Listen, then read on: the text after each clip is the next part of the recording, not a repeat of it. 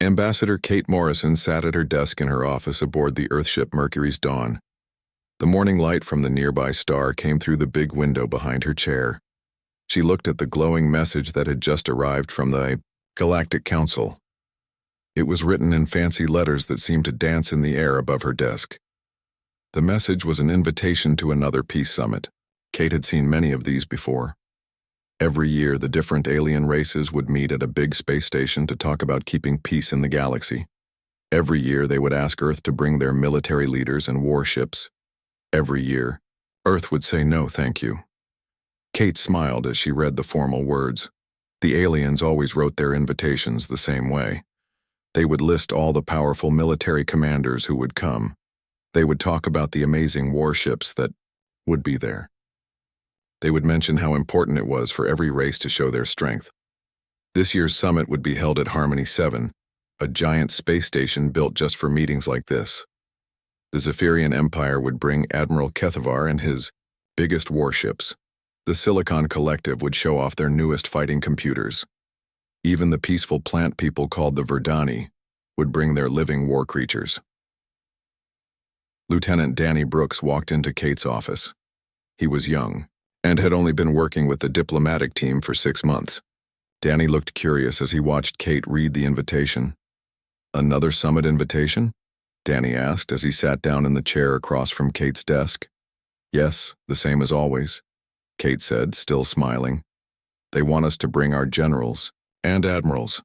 They want to see our warships and weapons." Danny looked confused. "Why don't we ever bring any military people? Every other race brings their armies.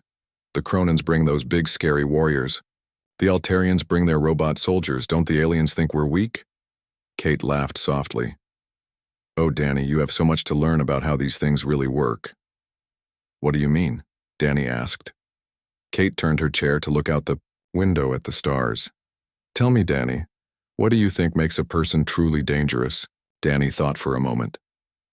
"Someone with big muscles? Someone with lots of weapons?" "Maybe," Kate said. "Or maybe it's someone who never needs to show anyone how strong they are. Someone who is so sure of their power that they never have to prove it." Danny still looked confused, but he nodded anyway. Kate turned back to her desk and started typing a response to the Galactic Council. Her fingers moved quickly across the keyboard as she wrote the same polite message Earth always sent. Earth was grateful for the invitation. Earth would send the right people to represent them. Earth looked forward to another successful peace summit. Far away on Earth, in a big building called the Pentagon, General Lisa Hayes was reading the same invitation. She sat in her office surrounded by maps of the galaxy and pictures of different alien ships. Her uniform had many colorful ribbons that showed all the important things she had done in her long career. General Hayes was not alone. Admiral John Carter sat across from her desk. He had come from the Navy headquarters to discuss the summit invitation. Both of them had serious expressions on their faces. "Same request as always," General Hayes said, as she put down the glowing message. "They want to see our military might. They want us to parade our ships and soldiers in front of everyone." Admiral Carter shook his head. "Do they still not understand why we don't do that?" "Apparently not," General Hayes replied. "Every year they ask. Every year we politely decline. Every year they probably think we're too weak or too scared to show what we have. If only they knew," Admiral Carter said with a small smile. General Hayes stood up and walked to the big window that looked out over the city. "Remember the last time aliens got a real look at what human military can do?" Admiral Carter's face became serious. "The Proxima incident, 3 years ago." "Exactly. One small human patrol ship against 6 alien pirates. The pirates thought they had found easy prey." General Hayes turned back to Admiral Carter. "How long did that fight last?" 17 seconds, Admiral Carter said quietly. "From first contact to complete surrender of all 6 pirate ships. And we never had to fire a single shot," General Hayes added. "Just showed them what our weapons could do if we wanted to use them." Both officers were quiet for a moment, remembering that day. The alien pirates had attacked what they thought was a helpless human transport ship. Instead, they found themselves facing technology they could not understand and weapons they could not fight against. "The problem," Admiral Carter said, is that now we have to be even more careful. If the galaxy knew what we really have, what we can really do, everything would change. Fear instead of respect, General Hayes agreed. Better to let them think we're peaceful because we're weak than to let them know we're peaceful because we're strong. Back on the Mercury's dawn, Kate Morrison was finishing her message to the Galactic Council. She had selected the team that would represent Earth at the summit. Dr. Alan Foster would come as their science expert. He was good at talking to aliens about new discoveries and inventions. Professor Nina Bell would come as their culture expert. She loved learning about how different alien races lived and thought. The third member of the team was the most important, even though the aliens would never know it. Commander Jake Phillips would come as their military liaison. The aliens would think he was just there to take notes and observe. They would have no idea what his real job was or what he was really capable of doing. Kate looked at Commander Phillips's file on her computer screen.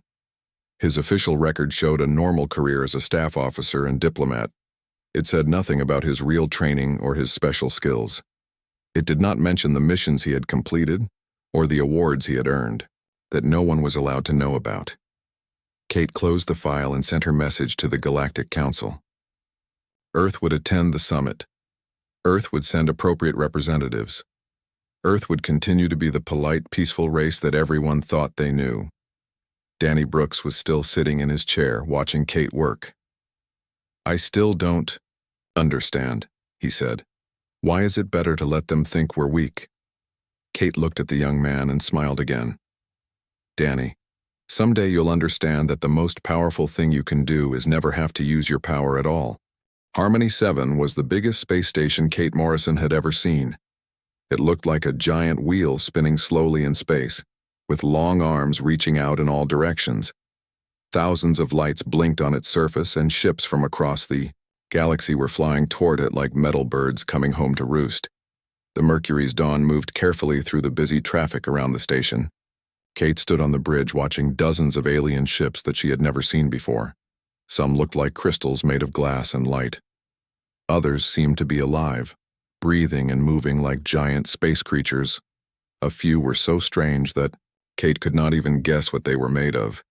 Commander Jake Phillips stood beside her, but he was not looking at the pretty ships.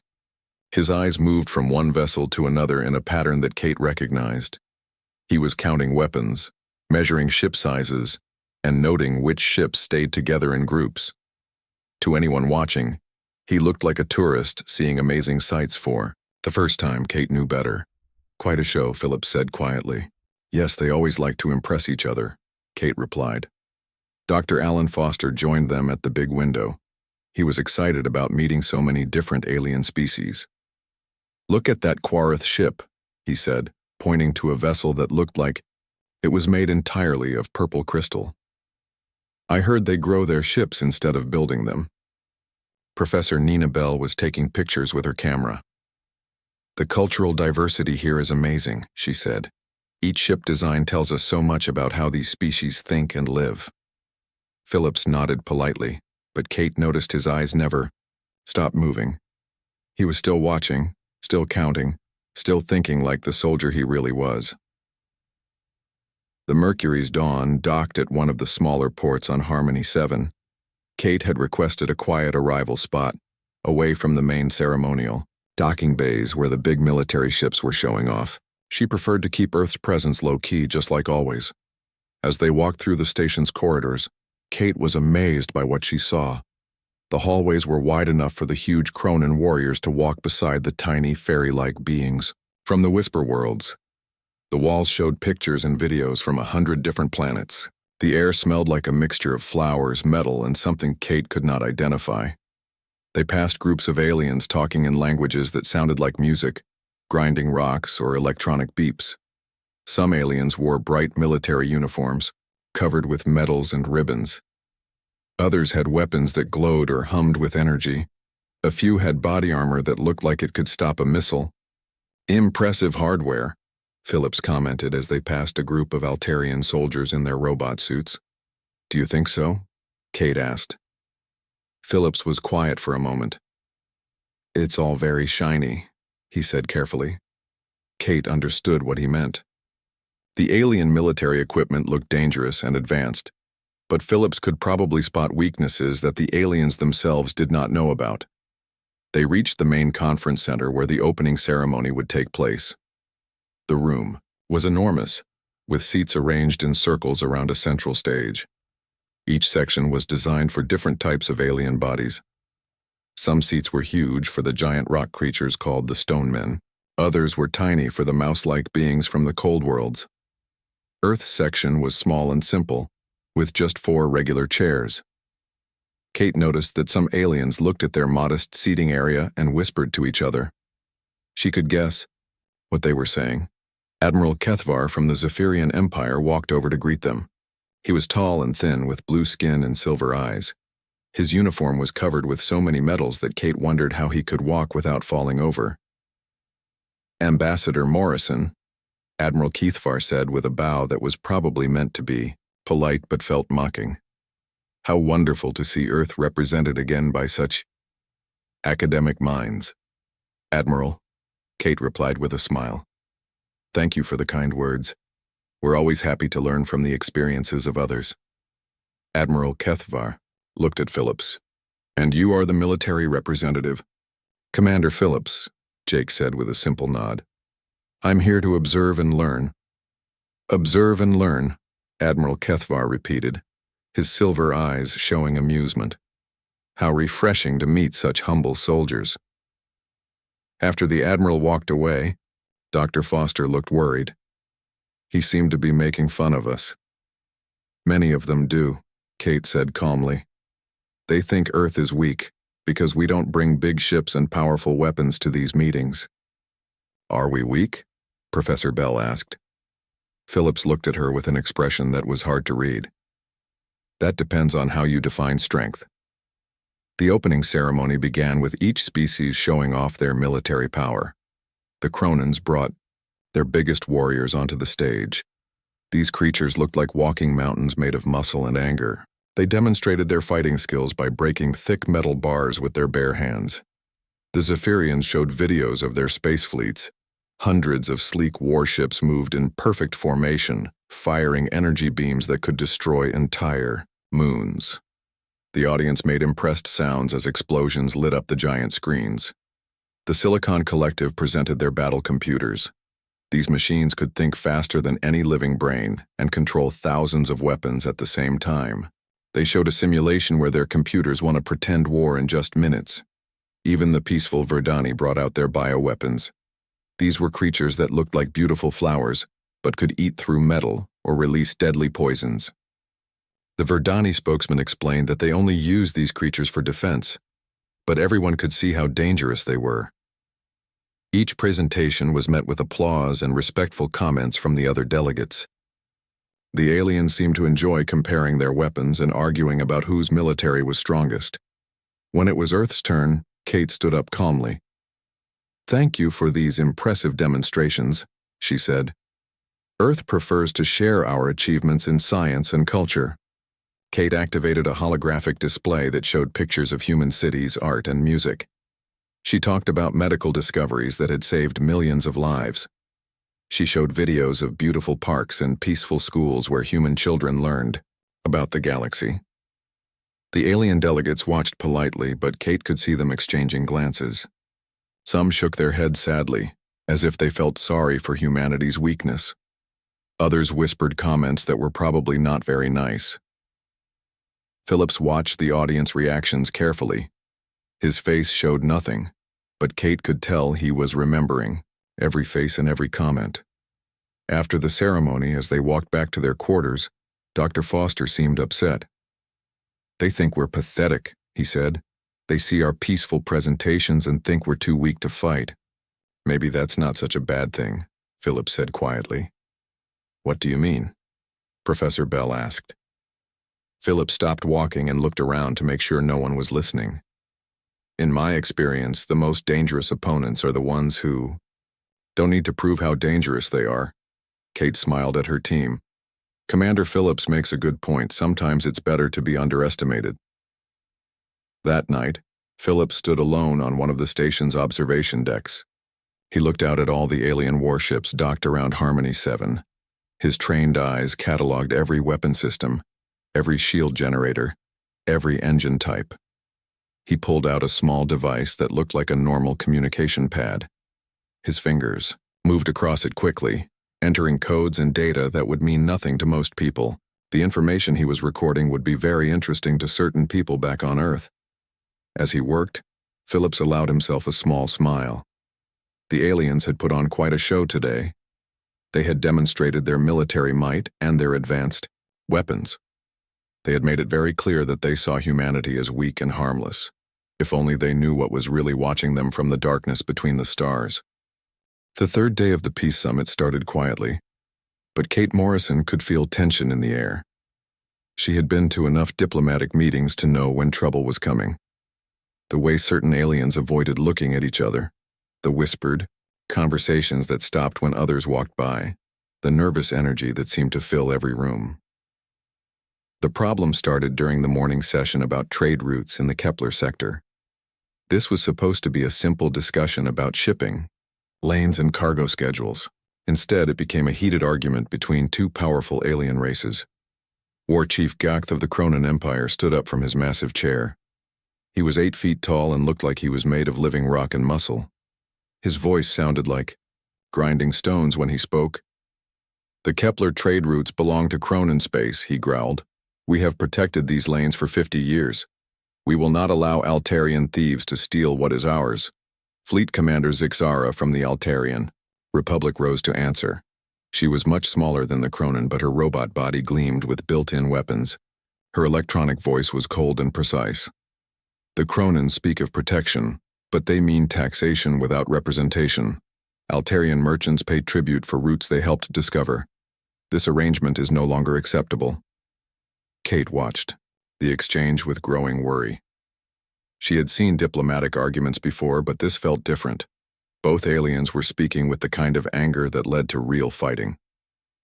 Commander Phillips sat beside her, looking calm and relaxed. But Kate noticed that his hand had moved to rest on a small device attached to his belt. To anyone watching, it looked like he was just getting comfortable. Kate knew better. "Perhaps we could discuss alternative solutions," suggested Ambassador Vel Tar from the peaceful Whisper Worlds. Her tiny voice was hard to hear over the growing noise in the room. War Chief Gakth turned his massive head toward the small alien. "This is not a matter for discussion.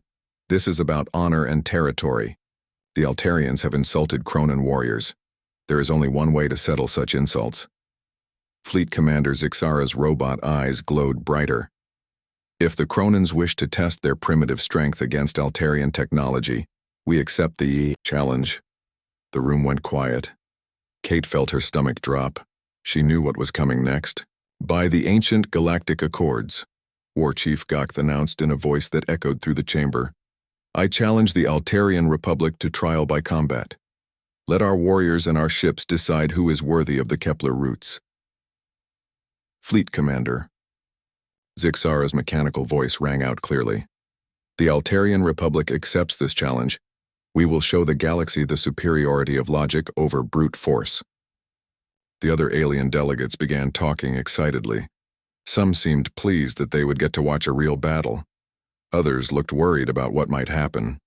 A few started placing bets on which side would win. Kate turned to Phillips. "This is bad," she whispered. Phillips nodded slightly. His hand was still resting on the device at his belt. "Very bad," he agreed quietly. Dr. Foster and Professor Bell looked confused and frightened. They had never seen anything like this at a diplomatic meeting. "Can they really fight here?" Dr. Foster asked. "The Galactic Accords allow it," Kate explained. "It's an old law from thousands of years ago. If two sides can't agree on something important, they can settle it through combat." "But that's barbaric," Professor Bell said. "Many alien cultures still believe that strength proves who is right," Kate replied. "Unfortunately, they're about to demonstrate that belief." The preparations for combat began immediately. Both sides started moving their warships into position around Harmony 7. The Cronin vessels were huge and heavily armored, looking like flying fortresses made of black metal. The Altarian ships were smaller but faster, covered with weapon systems that glowed with blue energy. The space around the station filled with military craft as both fleets prepared for battle. Weapon systems came online. Shield generators began humming with power. Targeting computers locked onto enemy ships. Commander Phillips excused himself from the observation area. "I need some fresh air," he told Kate. "This confined space is making me nervous." Kate nodded, understanding what he really meant. Phillips walked calmly toward one of the station's outer observation decks, away from the crowds of excited aliens. Once he was alone, Phillips pulled out his small communication device. His fingers moved quickly across its surface, entering codes that very few people in the galaxy would recognize. The device sent an encrypted message that traveled faster than light toward a specific location in space. The message was short and simple. "Overwatch protocol activated. Combat situation developing. Prepare for possible intervention." Far away, invisible to all the sensors on Harmony 7, something received that message and began to respond. Back in the observation area, Kate watched the alien fleets take their positions. The Cronin ships formed a solid wall of armor and guns. The Altarian vessels spread out in a complex pattern, ready to attack from multiple directions at once. "This is going to be spectacular," said Admiral Kethvar from the Zephyrian Empire. He sounded excited about the coming battle. "Real warriors settling their differences the proper way." "The destruction will be magnificent," agreed Prime Logic Unit 7 from the Silicon Collective. "Both sides have brought impressive firepower." Kate felt sick listening to the aliens talk about the coming fight like it was entertainment. People were about to die, and these beings were treating it like a sporting event. The combat trial officially began when both fleets fired signal flares into space. According to the ancient rules, they now had permission to fight until one side surrendered or was destroyed. The Cronin ships charged forward like angry bulls, their massive guns firing beams of red energy. The Altarian vessels danced around them like metal butterflies, shooting streams of blue plasma from every angle. Space lit up with explosions and weapon fire. The aliens watching from Harmony 7 cheered and made comments about the beautiful destruction. Some continued placing bets on which side would win. Kate watched in horror as ships on both sides took damage. A Cronin cruiser lost its front section to Altarian missiles.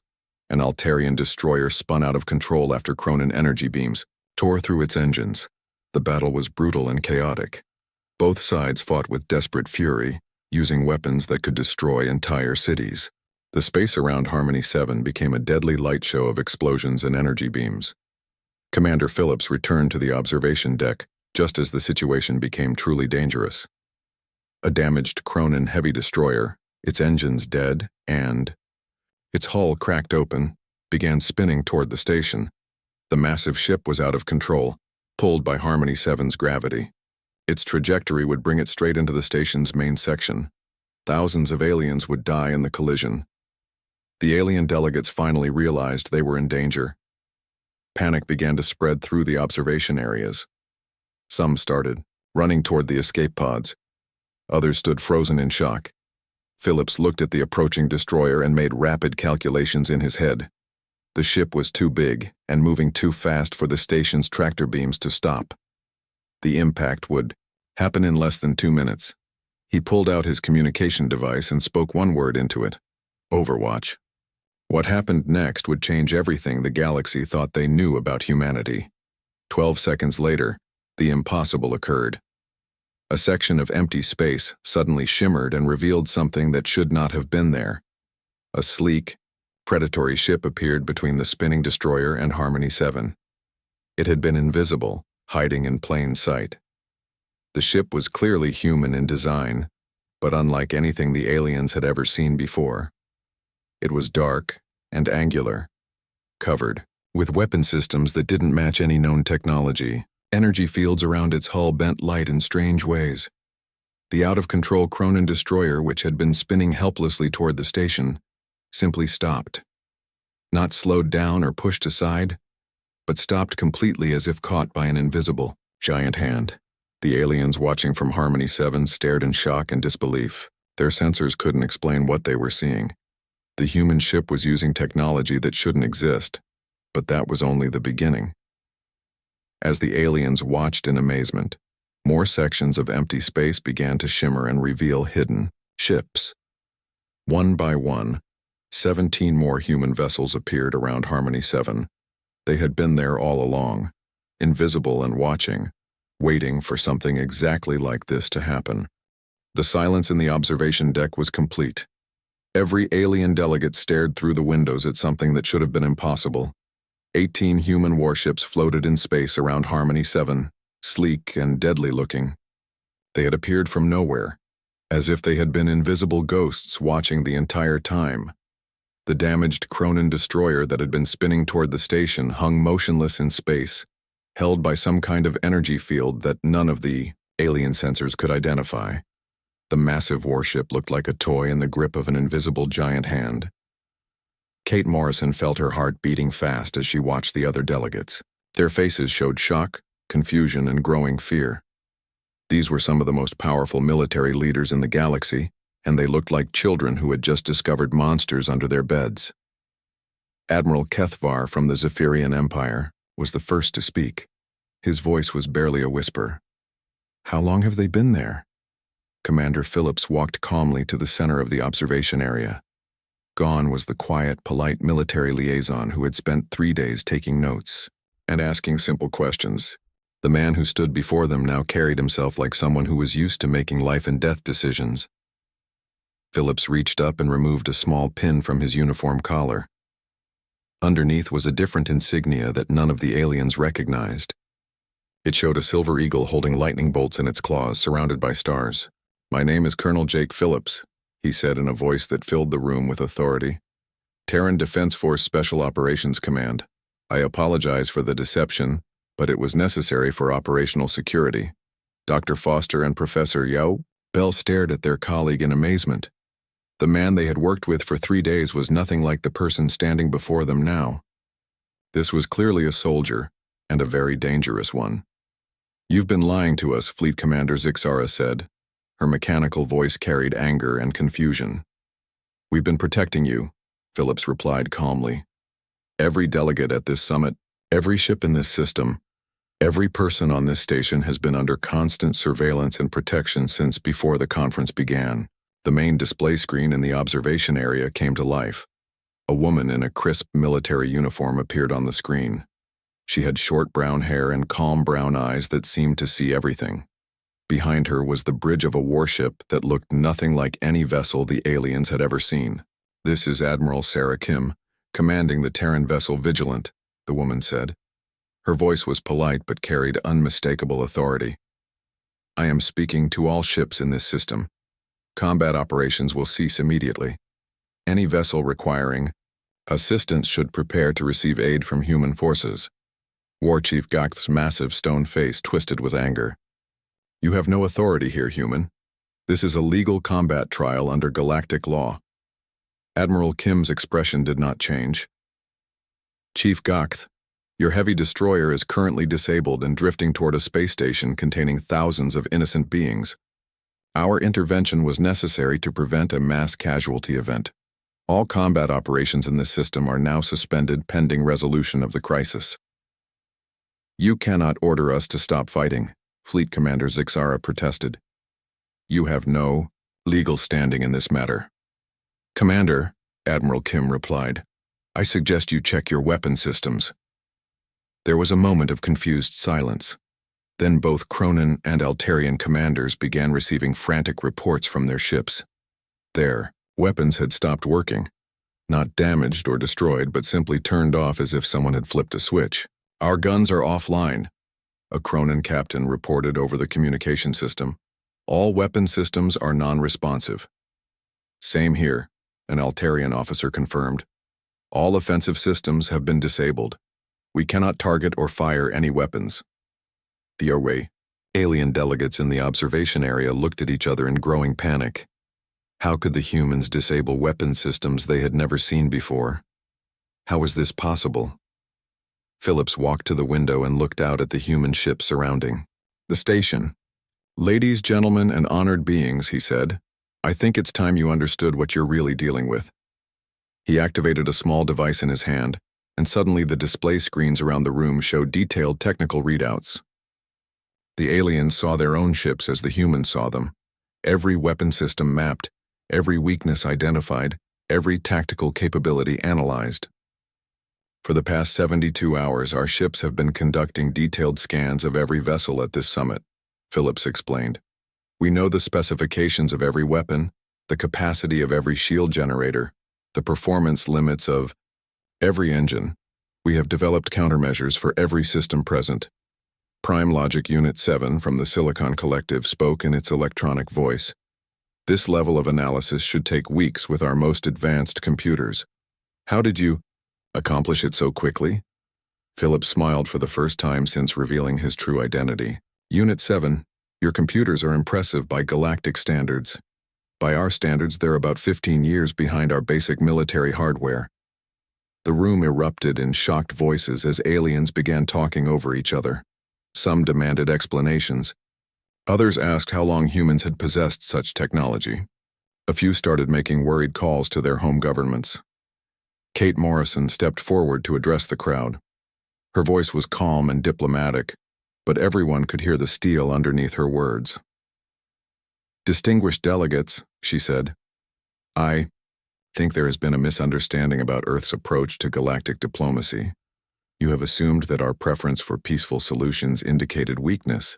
In reality, it indicates the opposite. She gestured toward the display screens that still showed detailed analyses of alien military hardware. Every time we send diplomats to galactic conferences, they are protected by military assets that you cannot detect. Every peace summit, every trade negotiation, every first contact scenario has been backed by invisible force protection. Dr. Foster finally found his voice. Colonel Phillips, how long have you been in the military? 16 years, Phillips replied. The last 8 in special operations. I've been to 12 diplomatic conferences like this one. Each time I was tasked with threat assessment and protection of our diplomatic personnel. And each time, you had ships watching us? Professor, Bell asked. Each time we had overwhelming force protection that none of you detected, Phillips confirmed. Today is the first time we've had to reveal our presence. Admiral Kim's voice came from the communication system again. All ships in the combat area, this is Admiral Kim. We are deploying medical and engineering assistance to damaged vessels. Any crew requiring evacuation will be transported to Harmony 7 for treatment. Through the windows, the aliens could see human ships moving toward the damaged Cronin and Altarian vessels. Small craft launched from the human warships, carrying medical teams and repair equipment. You're helping them? War Chief Goth asked, confusion replacing anger in his voice. Of course, Philip said. Despite what you might think about humans, we don't enjoy watching people die unnecessarily. Those crews were fighting according to their cultural laws. We have no quarrel with them personally. Fleet Commander Zixara's mechanical head turned toward Phillips. If your ships have been here all along, watching us, analyzing our capabilities, what does this mean for galactic security? Phillips was quiet for a moment, choosing his words carefully. It means that Earth takes the protection of our people very seriously. It means that we prepare for every possible scenario, and it means that we prefer never having to demonstrate our capabilities. Admiral Kethvar's silver eyes were wide with something that might have been fear. How many other human ships are there? How much of your military have we never seen? Admiral, Kate Morrison said with a diplomatic smile. I think that's probably a conversation for another time. Right now we should focus on making sure everyone gets home safely. The alien delegates continued staring out at the human ships that surrounded them. These vessels moved with perfect precision, their crews working to save the same aliens who had been fighting moments before. The technology they displayed was beyond anything the galaxy had seen. Colonel Phillips opened his communication device again. This is Overwatch Control to all Terran vessels. Mission status? All combat vessels. Secured, came the reply. Medical teams deployed. No casualties reported. Situation contained. Understood. Maintain protective protocols until further notice. As the aliens watched human medical teams save Cronin and Altarian lives, many of them began to understand something important about their human neighbors. Earth's desire for peace was not born from weakness or fear. It came from strength so complete that they never needed to prove it. The galaxy was about to learn what it really meant when humans said they preferred diplomatic solutions. 2 hours after the human ships had revealed themselves, the rescue operations were complete. Every damaged alien vessel had been repaired or evacuated. No lives had been lost, despite the fierce battle that had nearly destroyed Harmony 7 Station. The alien delegates gathered in the main conference room to hear what Ambassador Kate Morrison had to say. Kate stood at the center of the room, looking calm and composed despite everything that had happened. Around her sat representatives from dozens of alien races, many still trying to understand what they had witnessed. The mood in the room was very different from 3 days ago when the summit had begun. Colonel Phillips stood near the back of the room, no longer pretending to be a simple observer. His true military bearing was obvious now, and several alien delegates kept glancing nervously in his direction. Dr. Foster and Professor Bell sat in the front row, still amazed by everything they had learned about their colleague. "Honored delegates," Kate began, her voice carrying clearly through the room. "I believe we owe you an explanation for today's events. More importantly, we owe you an explanation for why Earth conducts diplomacy the way we do." Admiral Kethvar from the Zephyrian Empire raised his hand. "Ambassador Morrison, how long has Earth possessed these military capabilities? How long have you been deceiving the galactic community?" Kate smiled, but there was no humor in it. "Admiral, we have never deceived anyone. We have simply never felt the need to discuss our military preparations. When Earth joined the galactic community 50 years ago, we made a decision about how to conduct ourselves." She activated a holographic display that showed images of human history, pictures of ancient battles, modern wars, and the destruction that conflict had brought to Earth over thousands of years. "Humans have been fighting wars for our entire recorded history," Kate continued. "We have perfected the art of destroying each other in ways that would horrify most species. We learned very early that the strongest military force is often the one that never has to fight." War Chief Gokth's massive stone face showed confusion. "But strength must be demonstrated. How can others respect you if they do not fear your power?" "Chief Gokth," Kate replied, "let me ask you something. Right now at this moment, do you respect human power?" The giant warrior was quiet for a long moment. "Yes," he admitted. "After what I have seen today, I respect human power very much. And yet until 2 hours ago, you had no idea we possessed any significant military force," Kate pointed out. "Our strength commanded your respect the moment you realized it existed. We never had to threaten you or attack your ships to earn that respect." Fleet Commander Zixara's mechanical voice cut through the room. "But why hide your capabilities? Why allow us to think you were weak?" Colonel Phillips stepped forward to answer this question. "Commander, in human military doctrine, the greatest tactical advantage is being underestimated by your opponents. When people think you're weak, they don't prepare defenses against you. They don't build weapons specifically to counter yours. They don't form alliances to contain your power." He gestured toward the windows where the human ships could still be seen patrolling around the station. "Every race in this room has spent the last 50 years developing weapons to fight each other. None of you have spent any resources preparing to fight humans because you didn't think we were a threat." Prime Logic Unit 7 from the Silicon Collective processed this information quickly. "This suggests that human military technology has advanced without any counteracting development from potential enemies. You have maintained absolute superiority by remaining invisible." "Exactly," Phillips confirmed. "While the galaxy has been locked in arms races with each other, we have been free to develop our capabilities without interference or competition." Dr. Foster raised his hand tentatively. "Colonel, when you said our technology is 15 years ahead of galactic standards, is that really true?" Phillips looked uncomfortable for a moment. "Doctor, the systems we revealed today represent our older, more basic military technology. We use these for routine protection of diplomatic missions and civilian vessels." The room fell silent as the implications of this statement sank in. If what they had seen was basic technology, what were human military forces really capable of? Ambassador Veltar from the Whisper Worlds spoke in her tiny voice. "Ambassador Morrison, what happens now? How does this change our relationships with Earth?" Kate's expression softened. "Ambassador Veltar, nothing fundamental needs to change. Earth still wants the same things we have always wanted from the galactic community. We want peaceful trade, scientific cooperation, and cultural exchange. We want to explore the galaxy together and learn from each other. But now we know you could destroy us all if you wanted to," said a delegate from the Spiral Coalition. "We have always had that capability," Kate replied gently.